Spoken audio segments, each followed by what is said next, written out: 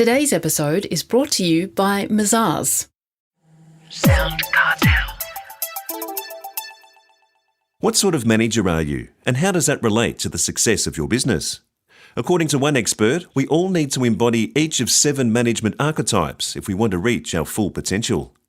From SoundCartel, I'm Peter Letts, and this is Business Essentials Daily.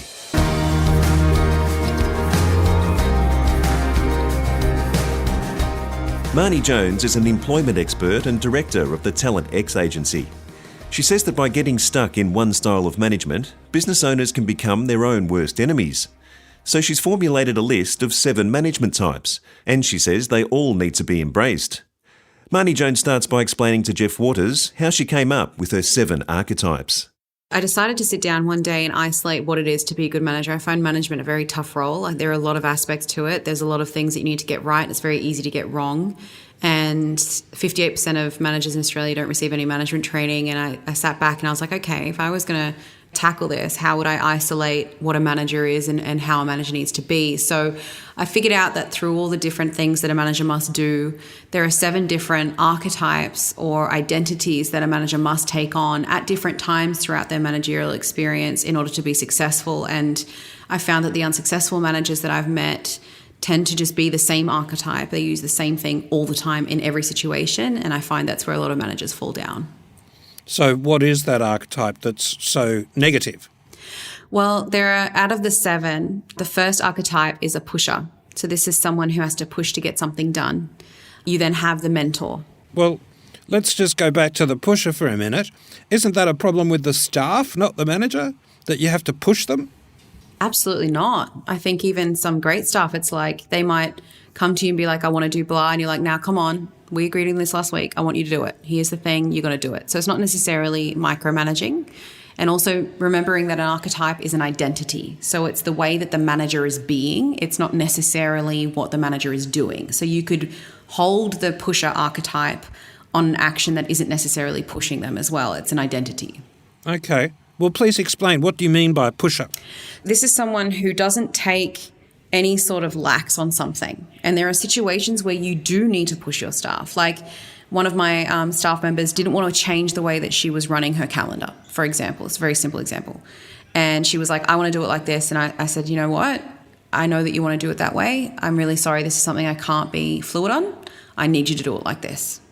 So there are times where you have to be like that and times where you have to be softer, like in the mentor archetype, for example. Well, let's look at that. Yeah. So the mentor archetype is required to develop. It's about building respect and trust. It's asking them what they think. They come to you with a problem. I love the mentor archetype. You can get a lot done in this archetype. Someone comes to you. Hey, Marnie, how do I do this? And I say, well, what do you think? Oh, well, that's why I asked because I don't know. Okay. Well, if I was unavailable, if I was on a plane and uncontactable and you had to make a decision, what would you decide? Oh, well, I don't know. That's why I do. Okay. Well, I'm going to push this back on you a little bit. I want you to go and figure this out. Go have a cup of tea, come up with a solution, you can come back to me and I'll approve it.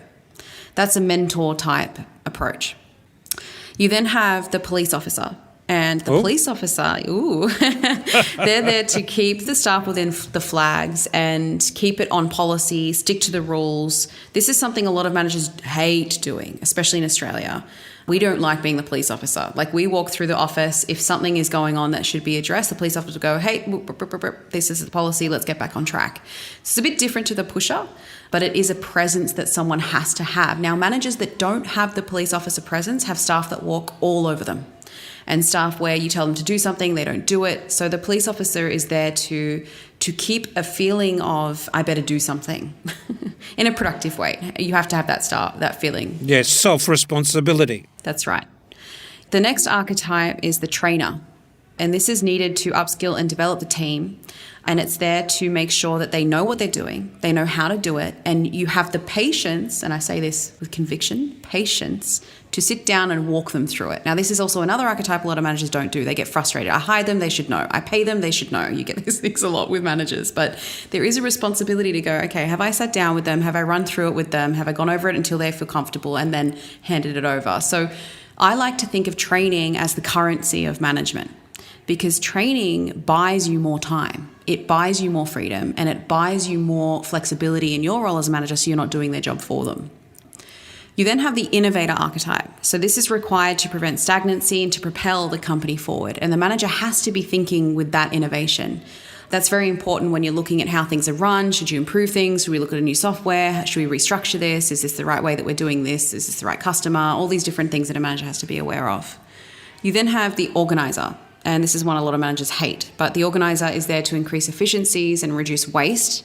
You could have the best staff. You could have the best company, the best clients, but if you don't organize that area, you can lose a lot of that area's potential. And the last archetype is the firefighter. So this is required to put fires out and deal with emergency situations and deal with urgent situations. And so the 7 are, I'll just recap: the pusher, the mentor, the police officer, the trainer, the innovator, the organizer, the firefighter. Now, what's interesting about these is you can be each of these too much, not enough, or be balanced in it. And each of them have their own manifestations. For example, if you firefight too much, you then create a situation where no one does their job, you're just doing it all for them because you're just jumping in and solving their problems. If you don't firefight enough, you have these awful situations that blow up and don't get solved because you didn't jump in soon enough. So each of these archetypes can be done too much or not enough, and you have to be able to adapt as a manager and know which archetype to use for which situation.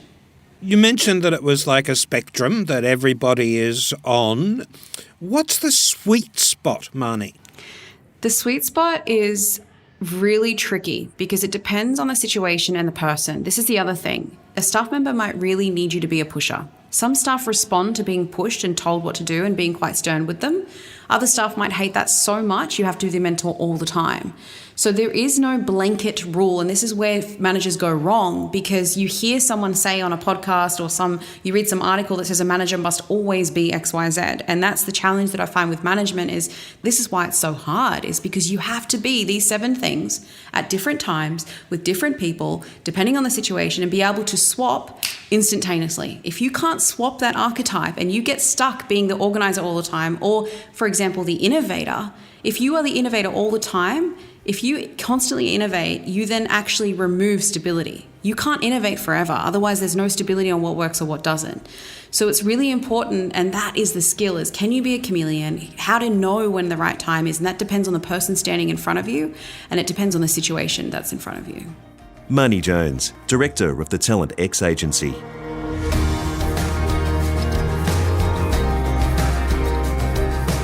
This episode of Business Essentials Daily is produced by the team at SoundCartel. Thanks for listening. I'm Peter Letts. We'll bring you more Be Daily tomorrow.